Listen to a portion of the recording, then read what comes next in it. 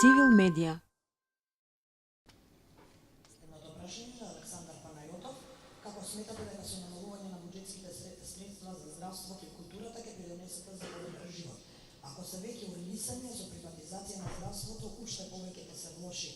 Видете само како е во Косово. Прашувам за вашиот став по ова прашање и како овие потези ќе ги подобрат состојбите. Морам да бидам искрен, не сум близок до состојбата во здравството. Не знам. Тука немам ни основни индикатори за да судам. Вчера имав средба со група работници во сферата на културата и една господја од нив која работи во една од националните институции во сферата на културата ми рече еден податок кој исто не го знае. Претпоставам дека е точен бидејќи работи. Вели Македонија издвојува многу повеќе од некој од многу држави во Европската унија за култура. Ми спомна 2% издвојува за култура од буџетот. Меѓутоа вели катастрофална е дистрибуцијата на тие средства, оди кај што не треба да оди, не само за плати за тие работи, меѓутоа вели оди кај што не треба да оди, а вистинските културни вредности и институциите кои стварно продуцираат културни вредности по кои се препознаваме пошироко во светот, вели тие воопшто не се поддржани.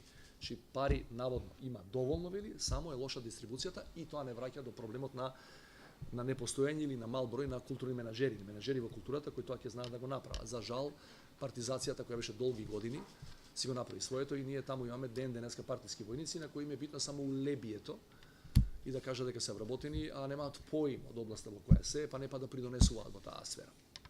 Civil Media.